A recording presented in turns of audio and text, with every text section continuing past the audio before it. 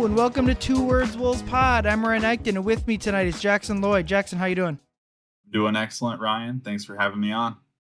Yeah, thank you for coming on. But yeah, things have changed in the NBA. The New York Knicks are reigning champions, a sentence that even a few years ago would have sounded crazy. And the other thing is Karl-Anthony Towns, NBA champion. And for us in Minnesota, that's obviously a landmark moment, even if it's not with the Timberwolves. But yeah, I was really happy for the city of New York, for Cat especially. But Jackson, your thoughts on Game 5, the whole finals, and the Knicks playoff run in general? It's one of those ordeals where we feel like we know so much, and at the same time, we know so little.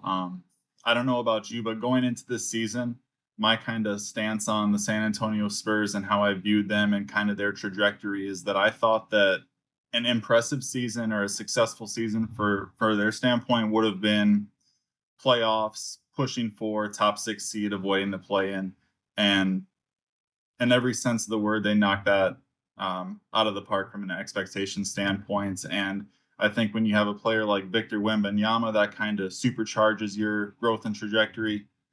At the same time, I would say that I'm a believer in the New York Knicks and kind of their ethos and their build and kind of how they've blended their players together. This is probably the second or third different iteration of the team, depending on what your cutoff point is, different coach, etc.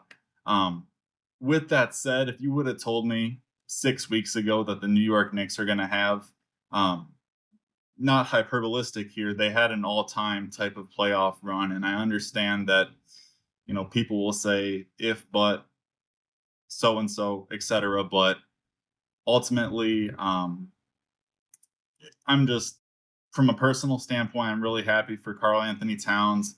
I'm really impressed by the Knicks, and I think that, again, it's another reminder because I think that even the smartest basketball fans or the smartest basketball analysts will kind of pigeonhole guys or put guys in a box, whether that be, Jalen Brunson and kind of the stigma surrounding small guards who could be regarded as gunners, or Karl-Anthony Towns. Maybe some people look at him as a guy who 2, 3, 4 years ago had some injury problems, probably not a top end defender, but again, recently showed that he can kind of fit into a scheme, play his role in a team context.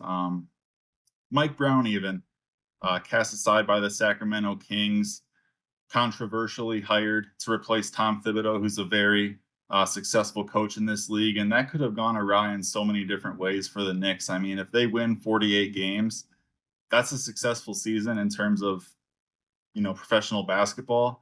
That would have been a disaster outcome for them, and it's easy to forget with how well they've played the past month. They were down 2-1 in the first round, and they totally flipped the script. So, in a roundabout way, I feel like I know so much, in hindsight, but watching it all unfold the way it did is both humbling and enjoyable. Yeah, I mean, everyone talks about like an asterisk title, and that's always usually like a crap conversation, but they were the best team in the sport this year. And whatever happened in that locker room after game 3 in Atlanta, I don't know. They righted the ship because they rattled off an incredible stretch. They went 15-1 to basically from after that game 3 in Atlanta to close out the title. The one loss was the first game 3 of the finals, which had its own craziness going on separate from the actual basketball game. But they end the playoffs with the best net rating in playoff history, and Cat himself ends with the best plus minus in the history of the playoffs. Like, just raw, the Knicks won the Cat minutes more than any team had won a single player's minutes ever. So that's insane from Cat. But yeah, let's dive into our guy Cat here, which is mostly the reason I had you on. I'm familiar with what you do in your social stuff, especially, but you, like me, seem to be a cat bobo, as I call myself, a very pro cat person, especially compared to the average person who it seems to be very negative on Cat. But just like his career, and I wrote about it up on Can of Soupus, but like the amount of stuff, both personally and professionally on the court, that he's had to persevere through is insane. Obviously, losing his mother, but then just like the Jimmy Butler of it all. And I know like that gets talked about to death, and probably we should all let it go. And honestly, I probably will let it go after this, because it's clear that like Jimmy was wrong about Cat and even Wiggs. So, but just you got to be happy for Cat. And even he plays terribly in game 5, and even games 3 and 4 he has foul trouble, but it's like whatever. Like the plus minus thing speaks for itself on him. No one, and maybe even me, didn't think you could win a title with Cat as your center defensively. I'm not sure I believe that was possible, and and it clearly is, because the Knicks not just won the title with him, but won the title in record-setting fashion in both, like I mentioned, in both team metrics and individual metrics for Cat. Yeah, it's for Karl-Anthony Towns, it's not only I wouldn't say on-court struggles, but maybe turmoil is a better word. Um, People forget that when he was drafted, his head coach, the guy who was running the team, Flip Saunders, tragically passed away.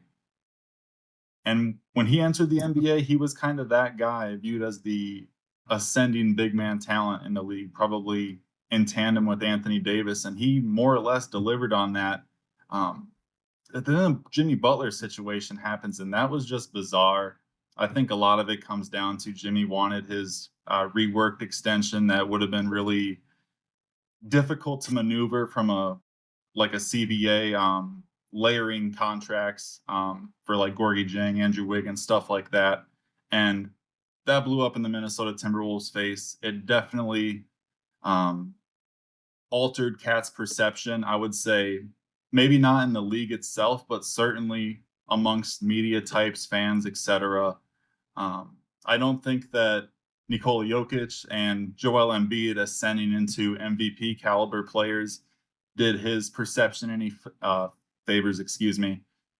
But just for these last few years to go from a guy who had multiple seasons impacted by injury, and it was not, reoccurring soft tissue injuries or, a nagging knee injury, although he did tear his meniscus. It was, unrelated, weird, kind of contextual injuries that just seemingly kept hitting him like a speed bag. And he came back in the 2024 playoffs, and that was a very, very up and down playoff run. I think that he kind of impressed a lot of people with some of the defensive matchups he had. Thinking back, both the Phoenix series and the Denver series, those were two very different kind of contrasting styles of offensive matchups or defensive matchups for the Minnesota Timberwolves, from both a personnel standpoint, but also probably both top 3, top 5 offenses, whatever it may be. And I'm just so elated. Honestly, I kind of relate to you in the sense of I don't want to regurgitate the whole Karl-Anthony Towns, Jimmy Butler thing. I'm sure if people seen my tweets, they kind of understand my feelings about that whole ordeal. But my kind of sentiment is the winners tell the story. And I think that NBA Finals series, it was kind of the complete Karl-Anthony Towns package in terms of he guarded better than people thought. There were times where he was the best player on the court, and he also had some maddening fouls. And I think that kind of sums up so much of how I feel about kind of basketball and sports in general is, even for the flaws a player has. I mean, people will look at Karl-Anthony Towns as, honestly, they'll probably look at his playoff numbers and they think that, from a points, rebounds, assists standpoint, nothing to write home about. But like you said, the plus minus data says it all. I think that him not being an MVP caliber player has kind of colored his perception in a way that I view Karl-Anthony Towns like a hand in glove fit in so many different contexts. I feel like people forget that for as good as Rudy Gobert is, Cat moved to the 4 to accommodate him. Karl-Anthony Towns, franchise player, star, superstar, whatever you want to call him. He had to make an adjustment. in that initial season, that first season with Gobert, he was hurt during a lot of training camp. And that was definitely an adjustment period, but he did that. Um, I know that I'm going on and on about Towns, but I think that just from a skill set standpoint, his ability to both be a five on offense, be a four on offense. I mean, there's been different periods in his career where he's been regarded as an elite post up player, an elite 3-point shooter. A lot of the New York Knicks offense, they run delay action, play through him at the elbows. And the thing that is both a gift and a curse with Cat, and we saw this at various points in the finals, it felt like there was a cover on the rim for the Knicks at times. A lot of that, can be relayed back to Victor Wembanyama, of course, but for better or worse, Karl-Anthony Towns is probably going to take his 12, 14 shots. And with that, you're going to get 62, 63, 64% true shooting, probably about 40% from three. And, really successful as a driver. Double-edged sword of that, of course, is the offensive fouls. I'm kind of losing my train of thought from a mixture of excitement and just kind of the general feelings I have about this season and for Towns. And, from a personal standpoint, not going to pretend I know the guy or anything like that.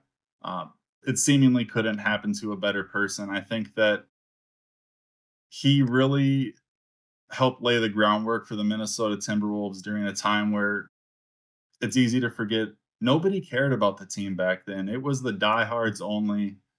There has been various periods in the past 30 years where when teams speculate, potentially moving, now it's probably, Memphis people will throw in that, which, I feel for the fans on that. But long ago, that was the Minnesota Timberwolves. And when you are rebuilding, retooling, whatever you want to call it, for 5, 7, 10 years, that's a whole generation of fans that just kind of ceased to exist. And Karl-Anthony Towns was kind of the first, I don't want to say ray of hope, but, and this is not to degrade Andrew Wiggins as a player, who I was very high on and I think has had a good NBA career. But when they drafted Karl-Anthony Towns and we kind of saw his rookie season play out, watching that, I thought that was kind of the turning point for the Timberwolves. And obviously, the next 3 or 4 years didn't go according to plan, for a whole multitude of reasons. But in a roundabout way, it's bittersweet because it didn't happen with the Timberwolves, but I'm so happy for Towns. And I'm sure we'll get into the whole dynamics of the CBA and kind of roster fit, personnel fit, etc. But yeah. Yeah, I think that's a good point on Cat, that when he was first, or the first couple years after he was drafted here in that era of the Timberwolves, it was pretty low. Like, the best thing that happened was KG returning briefly during that time, during Cat's rookie season, and I think the season before, at that previous deadline. And like you said, we'll get into the trade of it all and the retrospective in that sense. But the trip to the Western Conference Finals 2 seasons ago certainly doesn't happen. And even last year and this year, those don't happen without Karl-Anthony Towns. Like, as much as we want to bag on Julius Randle, and maybe we'll continue to do that, but they don't, without Julius and Dante, certainly, they don't make these playoff runs. And look, Cat could have requested a trade at any time, from 2019 to basically to 2021. A lot of other superstars, or whatever you want to categorize Towns as, would have done that. And that's just not the type of guy he was. He wanted to be in Minnesota. And I'm sure he's happy, and he should be, being in New York. That's his hometown team as well. But I just can't say enough about what, even post trade, what Cat means to the Timberwolves organization. They don't, all the 5 playoff series they've won, none of them, or most of them at least, don't happen because of Cat. In a lot of ways, I think. Look, he shouts out Ant after the game. I don't think that's fake. Those guys had and continue to have a good relationship. It just, I think it's a good point that you made, that Cat was for a lot of, was the only thing you had to hold on to as a Wolves fan for a long time. obviously, like especially like when the Jimmy Butler stuff, like the season or two after that, when it really, I think it was the 1920 season where they had like multiple 10-game losing streaks, and I just remember thinking like, Cat, even just having being able to watch Cat, or even like the theoretical value if they wanted to trade him, like that was the only thing keeping Wolves fandom above like whatever the like the being the Sacramento Kings. Like you had something to base it on, and obviously Ant comes, and that, for better or worse, not excuse me, not worse, that changes the dynamic with Cat.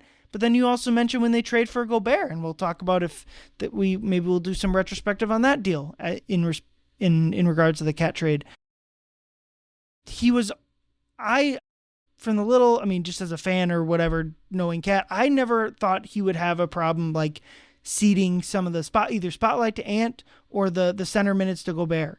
And that's just another aspect of Cat that like other superstars that would have been an issue, both with Rudy and Ant, not necessarily like interpersonal, but just like he had to play a totally new position in a totally new way. He was playing like damn near small forward at times. So can't say enough about Cat. Like you, kind of rambling on a little bit, but that's what happened. The guy's a champion forevermore. It's like I just the 6 to 10 years ago me, it just feels so like validated and vindicated for backing this guy, even if it was just like a few tweets or whatever. So if I feel validated, like I just can't imagine what Cat is feeling right now, holding up the Larry O'Brien trophy.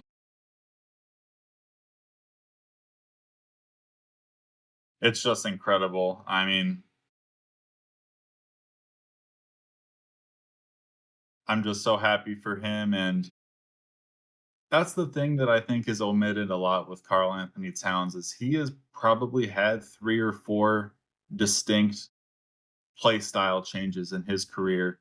When he came into the NBA, he was a prototype big prospect. A lot of people, don't remember this or, not that I blame them, it was 10 years ago, but when he came into the league, he was billed as low post touch and projected as a great defender. Um, Obviously, it didn't play out exactly like that. He became one of the best shooting bigs in NBA history. That's a whole nother debate.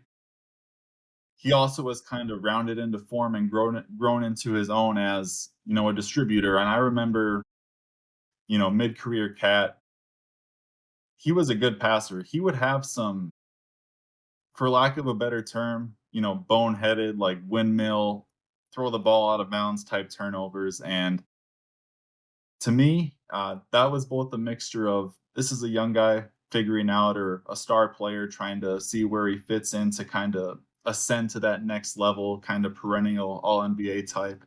Um, but to see him be what he was for the New York Knicks, I kind of, and this will kind of pair with the trade talk. A lot of people probably see my tweets and think like, or analysis in general, and they probably think that like, oh, I'm, propping up Karl-Anthony Towns as a high volume scorer carrying the New York Knicks who, the trade doomed the Minnesota Timberwolves. And I don't feel that at all. I personally wouldn't have done that trade, but I see the logic behind it, especially because from like a projection standpoint, they did kind of trade for an equal or close enough value player. DDV having I would say one of the better contracts in the league below the mid-level exception at the time. Or I think he signed for the mid-level and then obviously the contract ages well with how the cap rises. But with the Knicks, the kind of ethos and build of their roster, which I'm sure you're well aware of, is that their kind of quote unquote hack is they have an all NBA first, second team type guy in Jalen Brunson. From a total value standpoint, probably making, half or a third of what is, quote unquote market value would be taking that extension a year early. I believe it was an extension. It might have been just a re-sign. I think it was an extension. Double check me on that. Took it a year early to save the Knicks, money, and obviously they've traded for Bridges, OG Anunoby, Towns since then. With Towns in his current role with the Knicks, he doesn't have to be what he needed to be for the Minnesota Timberwolves. For the Minnesota Timberwolves, 6, 7 years ago, if Towns didn't have 30 and 12 and shoot, 60, 40, 85 from the floor, 3-point line and free throw line, the Timberwolves were going to lose.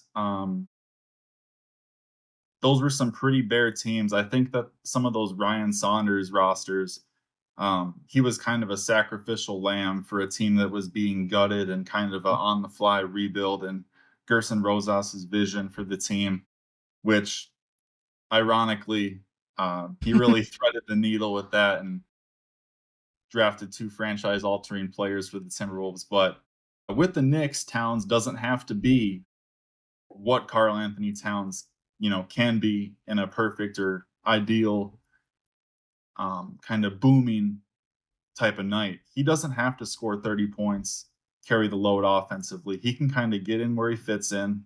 I think that he's a great fit with players like Mikal Bridges with his flash cutting. Bridges for a quote unquote kind of 3-and-D plus type guy, excels at the mid-range jump shot.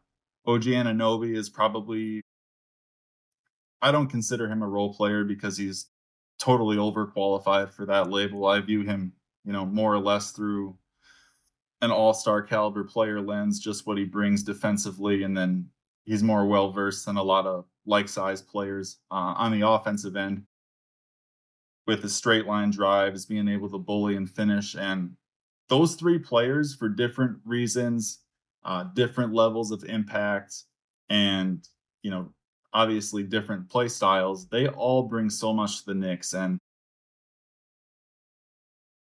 to bring it roundabout back to Jalen Brunson and kind of their build, contrasting with the Timberwolves, they're at the point of the build where they have one. Jalen Brunson, I would say, is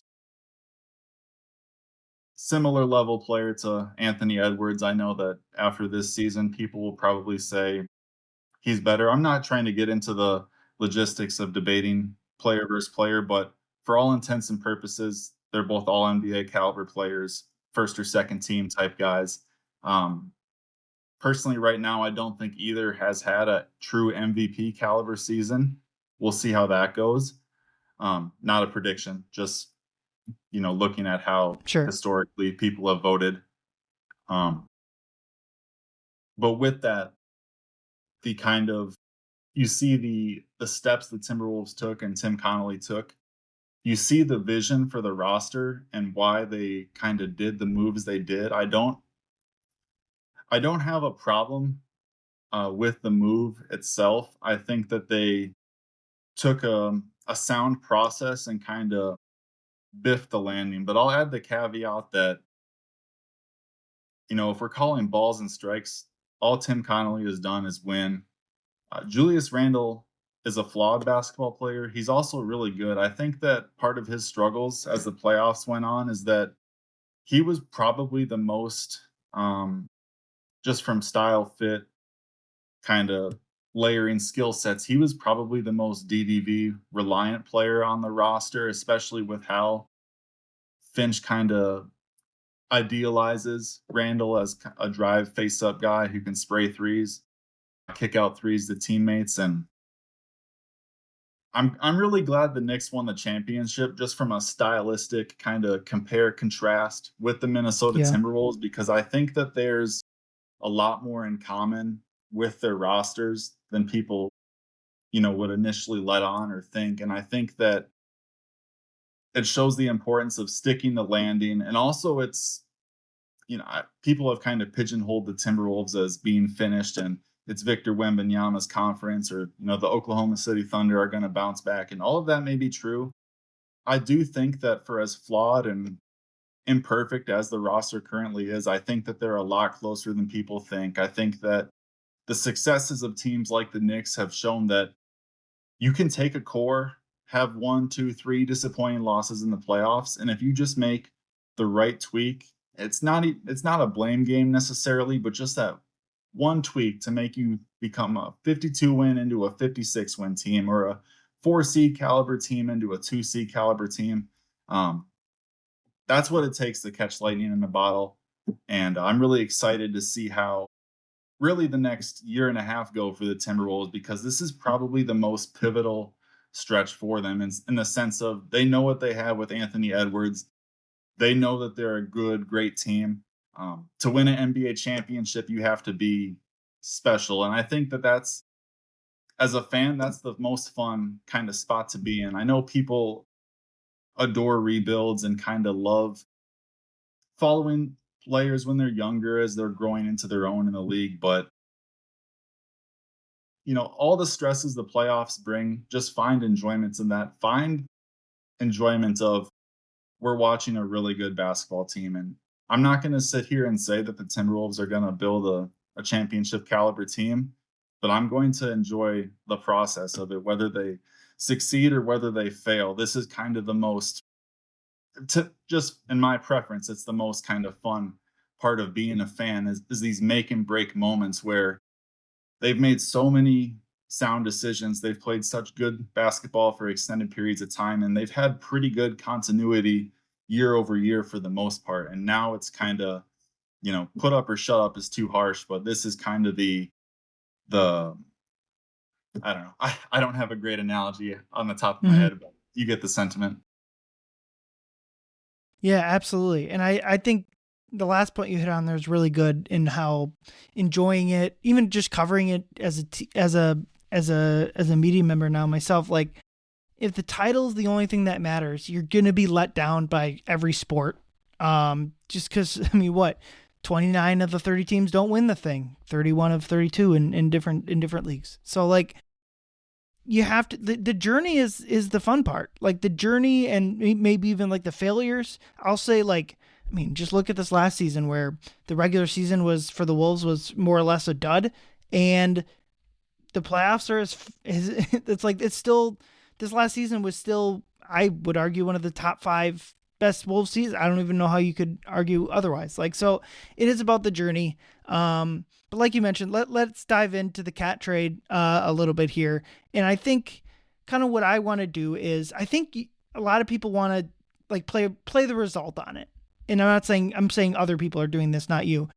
In the sense of, well, yeah, if you knew Dante was going to unfortunately tear his ACL or his Achilles, like, and that Julius was going to have a really, really bad series against San Antonio. And I think like you, I think it's kind of the pendulum is swung too far the other way. I think Julius is still a really, really good basketball player that is on a fine enough 33 million, is not that, like, that's a fine contract, even if I don't bigger picture, quote unquote, believe in Julius Randle. So yeah, if you play the result, I mean, if we're also playing the result, Johan Berenger looks like an incredible, the pick you got back in that trade. That was Detroit's pick that you got in that trade. And Detroit was not supposed to make the playoffs that year. The pick was not supposed to convey. And you got the 16th pick, which was like best case scenario. You got the 16th pick right away, which is best case scenario.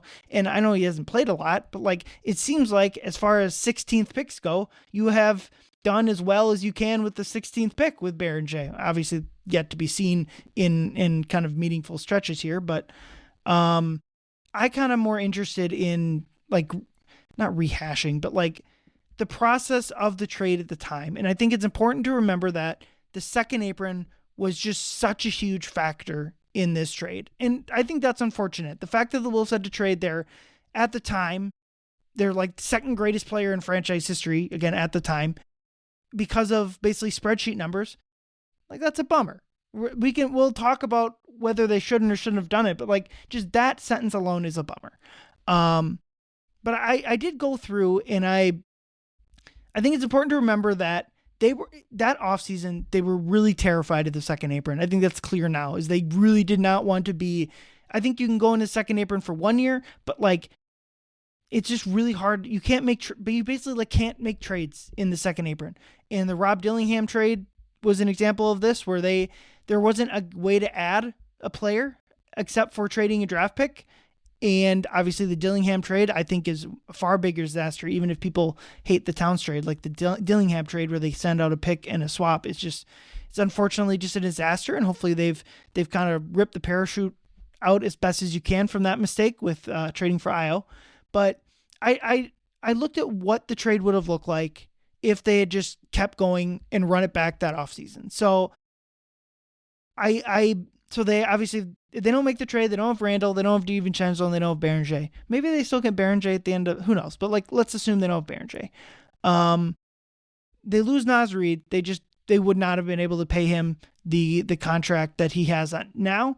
But I do think that I got out my spreadsheet, and I think they could have re-signed N'Keal. If you give him basically the same number he got from Atlanta and put him on the Wolves books, you could have kept N'Keal, not let Nas walk, and stayed under the second apron for last season. So you would have been in it like they were in 24-25. And then for 25-26, they would have been able to keep N'Keal and stay under the second apron.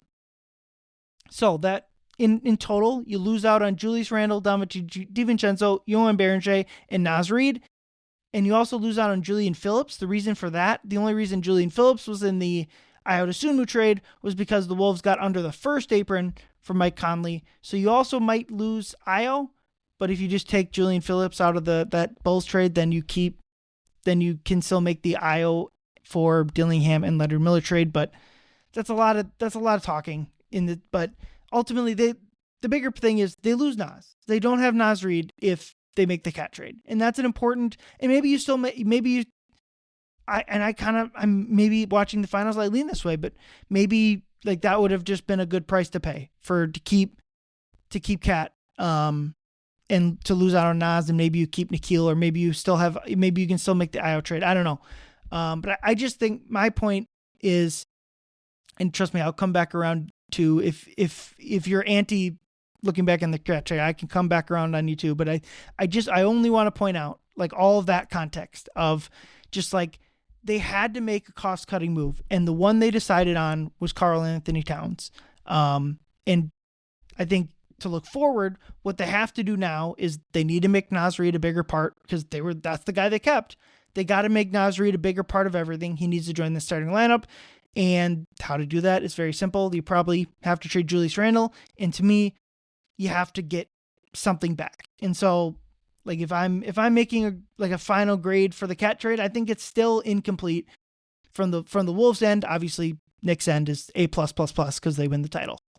Cat could have been off the team. Like you A+ trade, the Bridges trade A+, OG A+. Like that's how it works. But all of that rambling aside, was there, of what I said, Jackson, what did you agree with? What did you disagree with? Or just overall thoughts retrospectively looking back at the cat trade? You surmised it really well, honestly.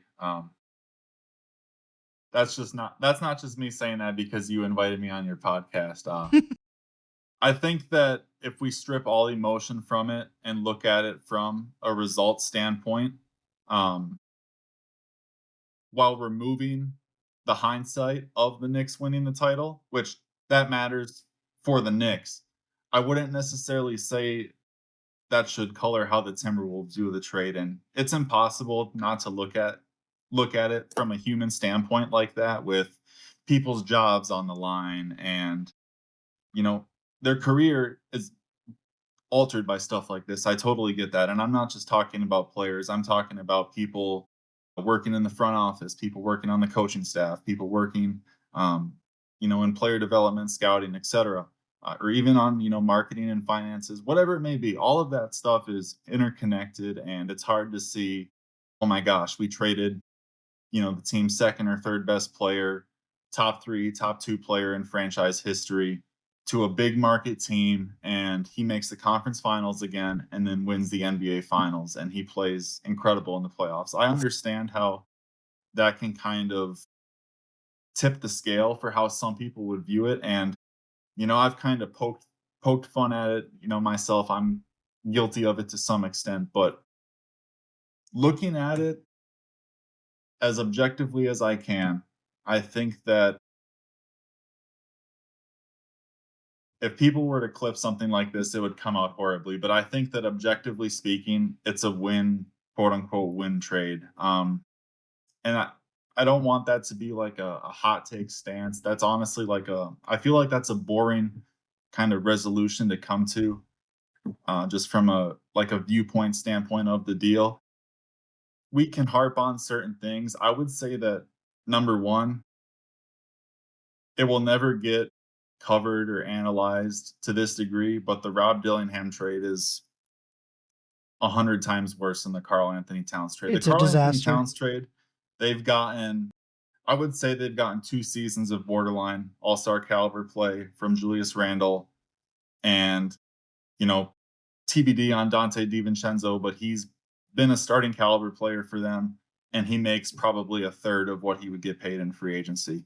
Um, it kind of sucks that we have to drag everything back to, oh, it's so amazing they have DiVincenzo making half of what he's worth. But, that's the Yeah. reality of the situation and how the Timberwolves or insert Team X are looking at it. When you get a player like Dante DiVincenzo, who's now, I believe, making below what the mid-level exception is, you have to By kind like of, 3 million. Yeah. yeah, you have to kind of put that as a feather in the cap. And,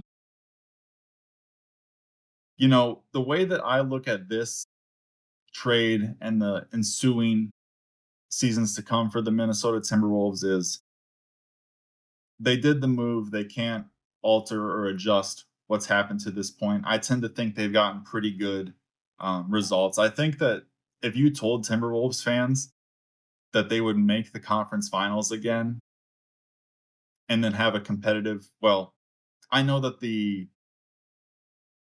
raw plus minus of their second round series was one of the most lopsided 6-game series ever, but I tend to think they put up a good fight given their health constraints and quality of opponent. That's Yeah. neither here nor there. And had like half of one knee. Like, yeah. Yeah, and I saw some back and forth on the timeline of people saying like, "Wow, Anthony Edwards looks really good." Me personally, he looked like 70% at best. I know that Last. he had there were some, periods of time where he was able to tap into himself more for a stretch of a few possessions, but he was not the same kind of unrelenting downhill player. I feel like he really had to use the pull up as a crutch, and he's one of the best shooters in the league, but he was like really, really, really reliant, especially against Denver on the pull up jumper. And I just feel like the defense didn't have to account for his athleticism to the same extent. And, we're It was splitting less than hairs. We're it was splitting less hairs than at this point, but 70%. less than It was 70. less than seven. Yeah, I Yeah. can more or less report that. Yeah, it was 70% would be like the top end. Yeah, it was rough. Yeah. I mean, when he had the hyperextension in the playoffs, not the runner's knee, when that happened, my kind of viewpoint on it was let's pack it up and go into next season healthy, not risk his long-term health. I mean, maybe people would view that as pessimistic, whatever. Anyways, back to kind of the cat trade and Randall's fit trajectory moving forward. I think that, the trade worked out amazing for the Knicks. While I wouldn't have necessarily done it if I was the Minnesota Timberwolves, I think objectively speaking, they've gotten generally positive results. But now they're kind of at the point of team building where they have a decision to make. They either, this is layman's terms, but the kind of paths forward with Julius Randle are one, running it back, which doesn't necessarily seem tenable. I'm not saying that, there's interpersonal dynamics or stuff like that. I just think that they would be running a similarly built roster back for a let's go fifth consecutive season. Not that stylistically Randall and Cat are the same player, but kind of the double big making a high portion of the cap. Hopefully you catch my drift on that. So they can, one, run it back, two, trade Julius Randle for, let's call it, I don't know the best way to term this. I think that any trade with Julius Randle, you would have to welcome a certain amount of risk, whether that be injury risk. I would say Randall's on a fair contract too. To your point earlier in the show, I know after a playoff run like that, people will say, "Oh, he's terrible." I think if he were a free agent now, he'd get something like 3 for 90, 3 for 80, something like that. If I just had to Probably. spitball and guess, so he's on a fair deal. So if you had to trade him or wanted to trade him, you wouldn't necessarily have people knocking down your door, but I think that you would have suitors, especially if you targeted either one, older players, two, buying low on an injured player, or three, trading for a player who makes a similar amount of money, where it would more or less be a challenge trade. That's pretty rare in the NBA, though. That's one way to go for it, is either run it back with Randall or, all those pathways to trading him. And uh, you broke down how they stayed under the second apron and how they would have been over it if they didn't do the trade, but it would have been possible to dip back under, and kind of the logistics of that. I'm sure that you're more well versed in that than me, so I'll let you kind of stick to that and handle that. But the other pathway forward, and this would cause a riot, I'm sure, is if they want to accelerate their timeline. If they view this as maybe a 2-year window, or they want to take a drastic leap or a risk, would be to trade Jaden McDaniels for a legitimate all NBA caliber player. And that's not to knock Jaden McDaniels. I'm not recommending they trade him. I'm just saying that in plain terms, it's complimentary to him because of the defender he is, kind of how his on ball game has progressed. That if the Timberwolves want to make a quote unquote blockbuster trade, he's the pathway to that.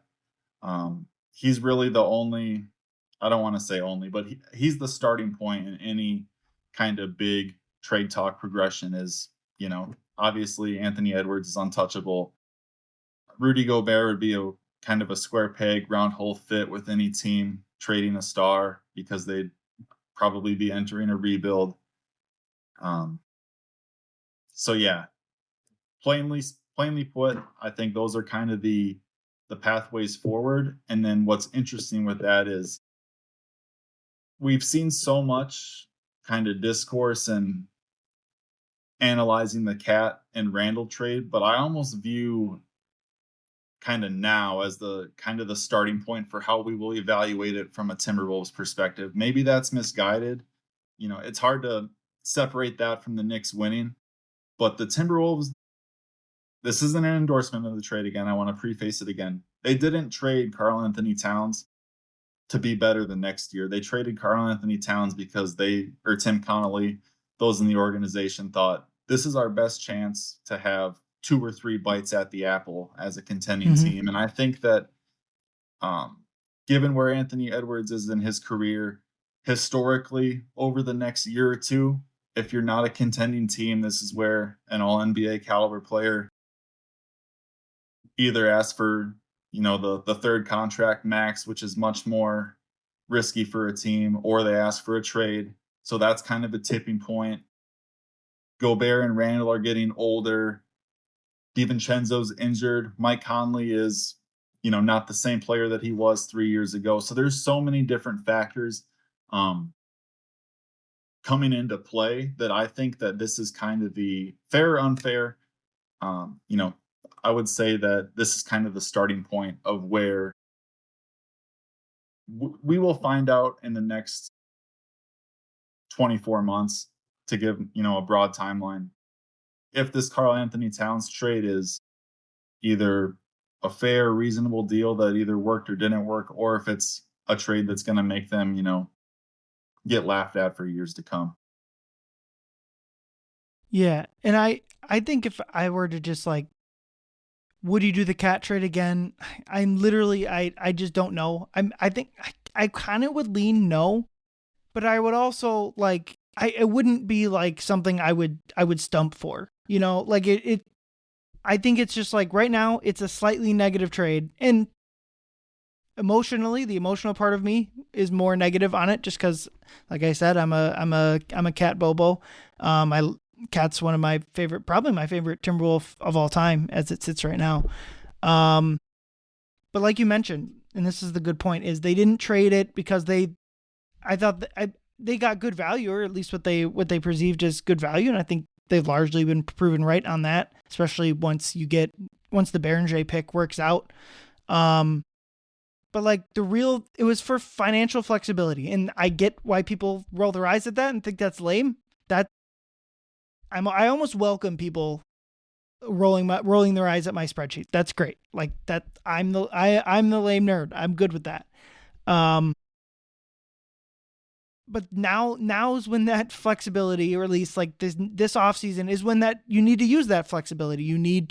You are, as it sits right now, almost $30 million under the second apron, if we're going to treat that as some sort of hard cap, which I more or less think is probably the way to go. With the, again, it's not the cash restrictions, like the how much money ownership is sending out, that's so restrictive. It's the you can't aggregate players in a trade. Like the IO trade they made would have been impossible if they were over the second apron. But yeah, like I 100% agree with you. Like, you have to separate the Knicks angle from the Wolves element of it. And I know people love to do like, who won the trade? It's like, well, that's over. The Knicks, quote unquote, won the trade. They won the title. Like, they won the trade, but like, who cares? From a Wolves perspective, who cares? I felt the same exact way when the Warriors won the title with Wiggins, like in the D'Lo thing. It's like, the Warriors won the trade. Of course they did. They won the title with Wiggs playing a big role. So they win the trade. But that trade worked out spectacularly for the Wolves, not just getting off of Wiggs' money for D'Lo, but then they flipped D'Lo for Mike and Nikhil, which skyrockets them to the West Finals in 2024. So I think that's kind of where the Wolves are at with this, is that, and I guess one last point of separating it from the Knicks, Brunson makes $11 million less than Ant. That's why if Brunson were making what he should, which is basically, like you mentioned, that signing the proper extension or contract or whatever, then they either can't make this cat trade, and they probably don't win the title. Or if they do make the cat trade, they can't trade for OG and don't win the title. Or if they were able to do that, then they can't trade for Bridges and don't win the title. Like, one of those guys would have had to gone because of that $11 million. Or they just wouldn't have been able, due to the rules, to trade for all those guys. And so I think that's where, like, I don't think the Wolves could have won the title with Cat, unfortunately, because their the Wolves superstar makes the proper amount of money.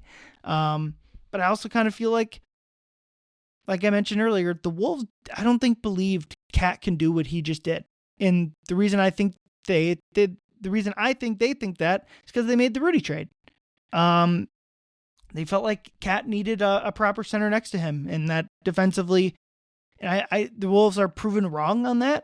But like, I think that would have been a widely held opinion why this Knicks title was so special, that they were able to get that out of Cat. And obviously Cat has the really poor game 5, and it's a testament again to their team that their starting center played what was like 20 minutes, and they still were able to beat the super alien in San Antonio. Like, that's super impressive. But I've kind of said it this whole time, like the context of it around it. And you mentioned kind of the Wolves' path forwards, and this is what we'll close on, is it'd be really nice, especially if we're talking about trading for that guy in Milwaukee, which is, I feel like, who you were referring to if you're trading Jaden. I think Giannis is the only really person it would possibly make sense to move off of Jaden for it during this offseason, but it'd be really nice to have that extra pick and swap you sent out for Rob Dillingham, even if it meant you don't have Io on this roster, as much as I believe in assuming the Wolves re-sign him in what Io can give the Wolves moving forward. But like, for a Giannis trade, you're just not going to be able to keep Jaden McDaniels out of the trade and make it work. Like, for Milwaukee's side, you're just not going to be able to do that. And honestly, I don't think, as it was kind of reported, I think it's going to have to be Jaden and Nas, and probably TJ and the 2031 pick that's available, the one way out in the future. Like, that's what it's going to have to be. And I don't know if you want to talk Giannis trade, but like, Jaden, Nas, and Terrence, and a future in 2 picks, like, that's, I don't know if I would do in a vacuum. I would do that. I don't know if this Wolves team would do that. And then if you're talking injury risk guys for Julius, I think the names that have been bantied about, like maybe Zion, Kyrie, and then now the new one might be, I don't know, do you want to try to buy super low on De'Aaron Fox? I haven't done the proper kind of due diligence on that trade, but like, these are the kind of trades that that the Wolves are going to be looking at. And if they want to make the Cat trade work out in retrospect, this offseason appears to be what that's going to how we view that trade positively, negatively. I think this offseason will swing that opinion. What do you think? Definitely. And you made a great point earlier about Nas Reed, where he's so overqualified for the role that he's had over the past few seasons, even after he got paid. I think that a big misconception with Nas Reed is he's viewed as a big, and I think they should see if he's a wing. Um, He's not a first center. of all, first of all, I don't think he's a 5. Second of all, I think he's one of their 5 best players, and you can't put too much into such a small sample, but some of the early returns and the times they went to it in the playoffs with Nas Reed at the 3, I think that that's one of the pathways forward. And what I mean by that is you from a mathematical or spreadsheet standpoint, you have to either get a scam contract, so rookie deal all-star, mid-level exception guy who's really overqualified. But another kind of more a layer deeper than that is for the team to be more than the sum of their parts. I mean, it's cliche, but that's the New York Knicks. They just kind of found the right mix and blend of their team, and I know people have kind of pointed out how they've built their roster through trades instead of draft picks, and I don't view that as a bad thing personally. I think that, and you alluded to this with the Brunson point, is the goal for any team should be to add the most kind of money or talent, those are typically correlated as possible.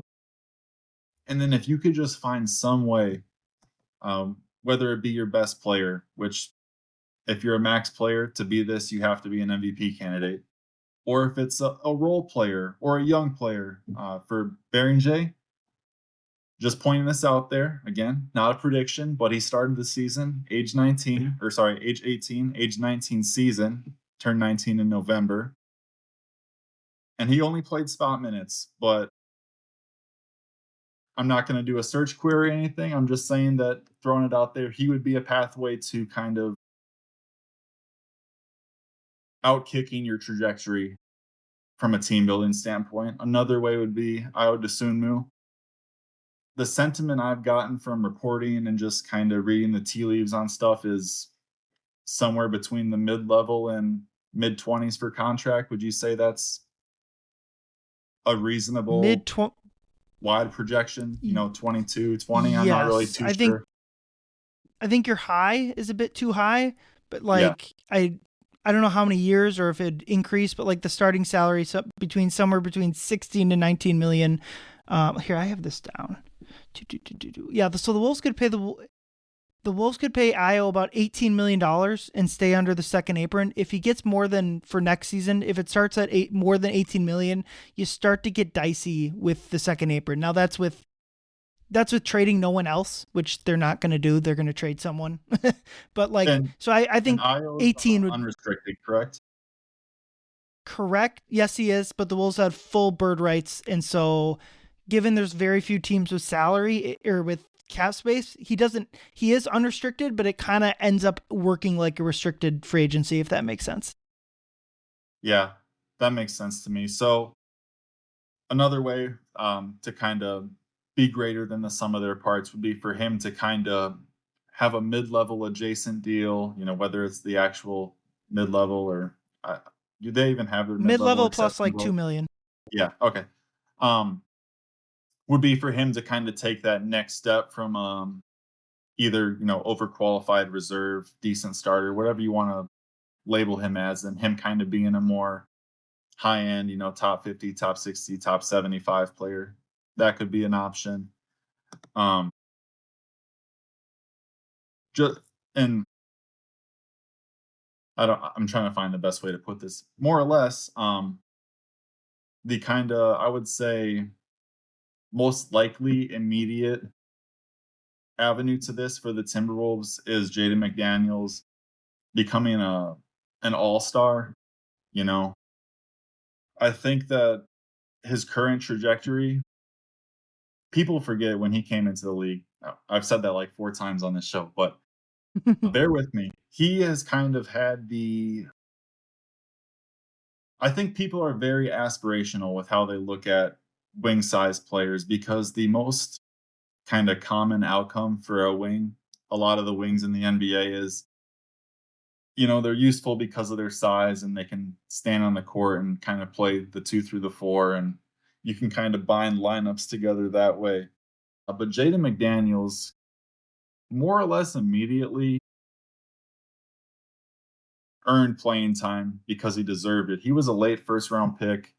You're not going to be gifted playing time in that from that draft slot, and he immediately started carving out a role for himself. Gradually in that 2021 season, it was a really weird year with Cat missing about half the season, and then Edwards starting off brutally, and then they had Coaching D'Lo and change, Rubio. COVID. Yeah, They had a game so, canceled that year because everyone got COVID, including Carl, who yeah, had just really, lost his really weird mom. season. Yeah.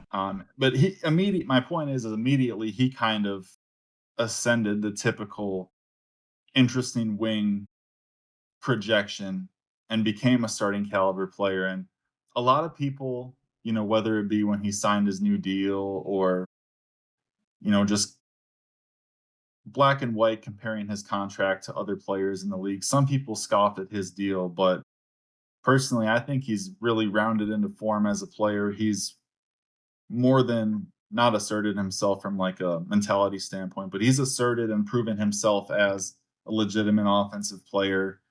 He gets the 3-and-D label. I don't the 3-point shooting is not the basis of his game. I think that he's shown really good touch from the mid range, and he wins off the dribble a bit more than someone who's 6'9", 6'10" does. And that next level for the Timberwolves, I harpen back to this point because I think at this point you're chasing the high end outcome, which is either one, trading for a superstar. The only way that's going to happen is with Jaden McDaniels, or two, if Jaden McDaniels is the outlier, let's, just thinking about it, let's say he's the 50th best player in the league. For the Timberwolves to win the title, he probably needs to have a playoff run similar to what OG Anunoby just did with the Knicks. Obviously, it's not that simple, but just from looking at it from the standpoint of if we're assuming the Timberwolves roster will stay similar from a hierarchy and then, team control and salary standpoint, that's how I kind of see their paths forward. And I think that there's two mistakes. There's more mistakes that teams tend to make, but two main mistakes teams tend to make is they either, one, they place too much kind of they're too guarded with some of the players that they've developed or raised in the league and seen grown into their own. And I understand that. At the same time, and this is why it's such a difficult balancing act, is sometimes teams aren't as open to the possibilities of growth for a player. In this example, I would say I think Karl-Anthony Towns was a little bit more than what the Timberwolves seemingly regarded him as. I'm sure that others would say, the New York Knicks, yes, they did have Jalen Brunson on a below market contract.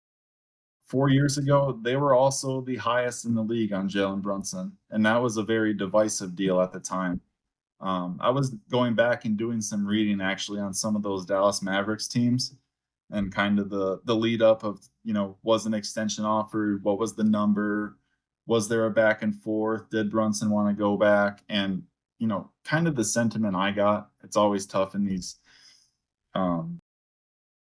obviously people report stuff that they want out there for a reason and Yep. whatnot. But the sentiment I got is that Brunson would have returned to the Mavericks. But some of the kind of finer reporting that I saw was they had a similar valuation, and I'm not critiquing this or trying to, stick anyone for this sentiment, but they view DFS, Dorian Finney-Smith, and Jalen Brunson similarly from a valuation standpoint. And Sure. I'm not going to say that that's right or wrong. Obviously, now it's wrong, Well, yeah, now it's wrong. but the Knicks saw the high end outcome with Jalen Brunson. I think that a lot of people, really in any competitive field, and it's tough because again, we're sharpening iron at this point. The Timberwolves are probably a 50-win team, give or take. Maybe they win 47 games, or maybe they win 54 games. Excuse me. But they're at the point where you kind of need to show your hand, not in terms of, this is the do or die season where they need to get it done, but the Cat trade. This is not going to sound proper with and involving such a highly regarded player in franchise history. It's not about the Karl-Anthony Towns trade. The Karl-Anthony Towns trade is about sticking the landing. And whether you stick the landing or not from a team building and roster standpoint, one, it's influenced by luck. So almost every season, the NBA champion is the healthiest team in the playoffs or close to it. Two, you just have to be right. I think that, for as much as I was critical of the Towns trade, but I'm kind of talking out of both sides of my mouth saying that I understand it. At the end of the day, you have to be right. And this was kind of my point with the Rudy Gobert trade, which will forever be intertwined, by proxy. Yeah. The Timberwolves and Tim Connolly got a lot of flack for that trade just because of, the draft picks they gave up. Teams love draft picks because it's cost controlled, team controlled contracts. And that's why that's why draft picks are traded so frequently, despite how highly valued they are, is because they're currency. But with that said, we can get into the whole debate of what Walker Kessler will be, or, what they could have done with swap rights. And obviously there's, second apron factors. Teams definitely are trying to avoid the frozen draft pick scenarios, especially with how hard it is to get off salary in that sense. Because if you're in the second apron, you can only do 1-for-1 trades for exact dollar or lower, correct? Yeah. Yeah, so teams are very clearly trying to avoid that. Long story short, Tim Connolly did the Rudy Gobert trade. And this is why, despite, me having very mixed feelings on the Towns trade, I'm really glad that Tim Connolly is running the Minnesota Timberwolves, because he is not afraid to make his evaluation of the team and of players. And then whatever he views, where the team is at in their competitive timeline, how the player fits into that versus what they would be giving up and getting back. If he fails, it's going to be because he actually made a move. And I think that it's so difficult at this kind of optimized version of the NBA where, shot diet is pretty much solved. Everyone knows the value of a possession, whether it be turnovers or offensive rebounding. And you can track everything with wearables in the practice facilities. A lot of teams got that NOAA tracking for shot development and whatnot. But I think that a lot of times when you're in a rebuild and then you ascend into your contention window, teams sit on their hand a little bit too much because of, the job security, transactional flexibility, things like draft picks, room exceptions, trade exceptions, years of team control teams have for their perceived core. All of those things can make you a little stagnant or passive from a team building standpoint. I think that once you've established yourself as a great or good team, I think that you should be comfortable failing because I think that there's kind of a baked in reset with that. So, just kind of two theories or two kind of ideas of what could happen moving forward with the Minnesota Timberwolves. Let's say, door one, they trade Julius Randle for insert player X, let's say borderline all star caliber player with warts X, Y, and Z. If that goes poorly, hypothetically, I think that Anthony Edwards would ask for a trade. That would be a horrible outcome. With that said, there's kind of an organic give and take with contending and rebuilding in the NBA. I know that they changed the draft pick and draft lottery rules recently, but there's still there's such a natural recoil to rebuilding and getting off kind of a contending team. And that's not to say that it's guaranteed that you're going to build a successful squad and it's going to be flowers and roses, but just the anecdotal stuff I've looked at with the NBA draft and then kind of comparing and contrasting to baseball and then NFL, the other two sports I follow to some extent. Baseball, the rebuilds are much slower burns.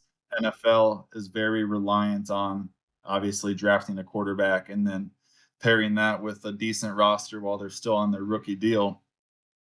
Whereas the NBA, I think that you can kind of we've seen some of the recent star trades, whether it be, Damian Lillard, James Harden, Kevin Durant, whenever these early to mid 30s guys are traded, the avenues it gives a team from controlling essentially a half decade of a team's draft has been, that's kind of baked in to a star player asking for a trade. And I do think that teams will probably be a little bit more avoidant of that. With that said, that's one option. That's, one kind of baked in or manufactured trapdoor reset the Timberwolves have if things go awry. Another way that they kind of have outs, so to speak, if things go poorly, is if they trade, let's say they trade Jaden McDaniels for a star player. That would probably wipe out multiple of their kind of mid-range size contracts. I'm no cap experts, but typically when a team trades for a star, you're probably losing two of your, you know, guys that make between 15 and 30. People can connect the dots on whatever that would be. And that would bring in a star player. That's a very thin needle to thread in terms of, you're probably turning a 3-year window into a 1 or 2-year window. But again, another anchor to this kind of mindset is the sunk cost fallacy, is that when teams don't control their draft, they're more prone to kind of burn themselves out at both ends to try and avoid, disaster outcomes and getting egg on their face. But with all of this in mind, my kind of viewpoint on it is you can't change a transaction that you already made, so you should separate that. It's easier said than done with me saying it. I don't have to convince a billionaire to let me keep my job. The logistics of this trade made sense. It just didn't work out because of, health factors, timing, etc. But those are inherently risky kind of pathways for a team, but there's kind of no getting around where the Minnesota Timberwolves currently are. I think that, a lot of the perception in the media, fan bickering, all of that, people kind of want to view this as a we need to get Julius Randle off the roster, or we need to do X, Y, and Z moving forward. But the boring answer is that this can go multiple directions. There's multiple outs. There's probably I wouldn't bet on this necessarily, but there's probably a pathway forward if they kept Julius Randle on the roster. I know people have speculated Rudy Gobert's, would be available in trade, and Rudy's a divisive player. If he was on the trade block, so to speak, I always think of the NBA 2K trade finder whenever I say trade block, but nonetheless, if the Timberwolves had to trade or wanted to trade Rudy Gobert, they could trade him tomorrow. Um, he kind of seems like a prickly personality to some, but from a preparation standpoint, from just what he gives a team defensively, I think that as a coach or as an organization, if you look at him as a player, you get Rudy Gobert, you plug him into your lineup. Um, a coach is telling his team, you're going to live with his flaws. If you think that he could handle some passes better, or, he's not quite jumping the same as he was 5 years ago, you got to deal with that because he's still one of the 3 to 5 best defensive players in basketball. And again, I'm biased. Admittedly, I like Gobert a lot, and I've watched him a ton over the past 10 years. I do think that he's still a top 3 defensive player in basketball, and for as flawed of a player as he is offensively, which I do think at this point has become an actual kind of team building question mark. I never bought into the idea that his defense was flawed in No, playoffs or higher leverage games. At this point, I do think the offense is kind of a question mark just because for of sure. if a team switches, you can kind of take away some of his freebie looks and a lot of the ways that he scores, rim rolls, offensive rebounds, tip ins, putbacks, whatever. Um, Teams can kind of clean that up when it's hyper focus, max effort in the playoffs. I say all this to add, I think that for such a high salary team that theoretically has their core pieces locked in, what I like about the Timberwolves' current build is despite making the Karl-Anthony Towns trade, despite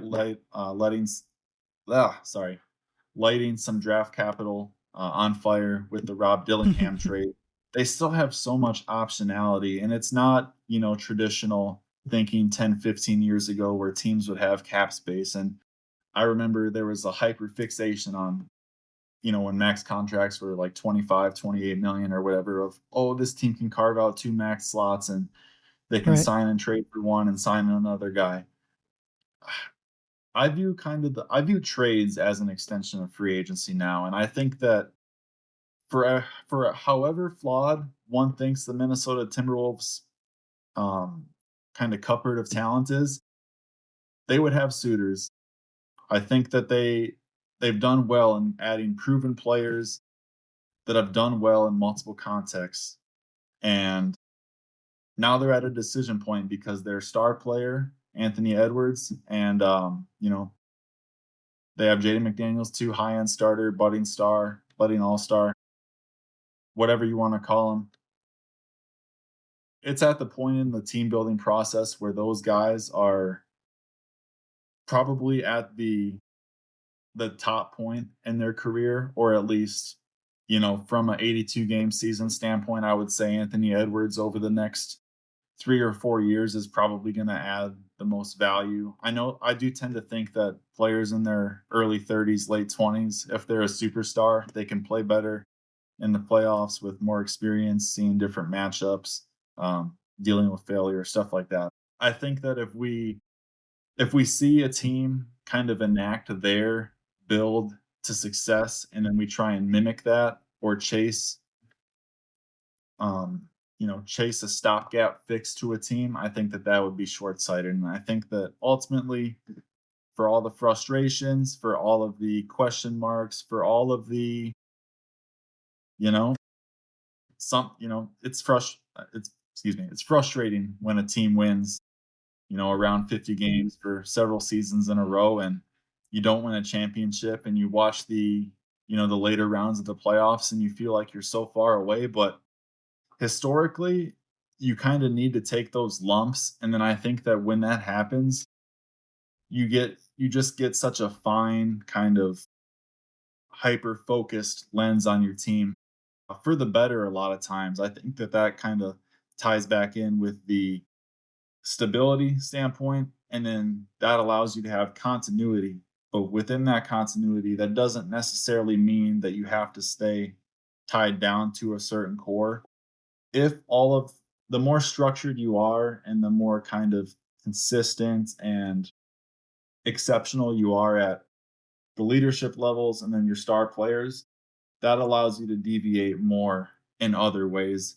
Um, I don't have a great analogy for that, but if you know, just think about it in life. If you're in a dicey situation where you feel like any rocking the boat at all will kind of cause, you know, half a dozen other issues, that'll alter how you look at it. But I think that the last half decade, the structure the Timberwolves have, the leadership they have in place, the star talent they have, and the continual growth and kind of how we've seen that come to fruition, to me, that screams like this is a well-oiled unit, well-run organization. And I think that we, or you know, collectively, obviously, we're not making decisions for the team. If we allow, you know, unrelated outcomes to poison the well, that'll lead to a ripple effect that people don't want any part of. And I think that, you know, that's the fun thing with the Minnesota Timberwolves, um, how they currently are, is that I feel like they're in such a divisive point in their build that it's going to lead to a great discussion, fun off season, and you know, it's just funny now how there's so much conversation surrounding the team, and then going back to the Towns trade, I did not expect that deal uh, at that point, you know, right before camp at all, and then now heading into the draft coming up in a couple weeks, it seems like everyone is sitting with bated breath and just ready for that first domino to fall. And it's Yep. exciting time for fans. And regardless of what happens, I think that this will be, you know, one of the more interesting teams to hyper analyze this offseason for sure. Yeah, well. Yeah, it's gonna be a gigantic offseason, and like you said, like it's gonna be a big it's gonna be a big turning point for the where this team goes, and they finally after seemingly decades they finally have that stability. But yeah, that's where we'll wrap it up. Jackson, anything to plug, or where can people find you on socials for what you're doing? On Twitter, I'm at Jackson Lloyd, and Blue Sky, I think I'm also at Jackson Lloyd or maybe at Jackson Lloyd NBA. I don't do too much in the form of content. I usually just talk basketball, analyze the game. When I'm not busy with work, I like to post clips or breakdowns and stuff. And, you know, at my core, I'm a hobbyist, and, you know, aspirationally, maybe someday I'll do something in basketball, but timing's not quite right now. And that's where you can find me. Awesome. I would probably still consider myself a hobbyist as well, and I really enjoyed having you on and talking ball with you. We'll probably circle back with you once the season gets going, and we'll talk some more. But for Jackson, I'm Ryan. Thank you everyone for listening. Go Wolves. Ayoo!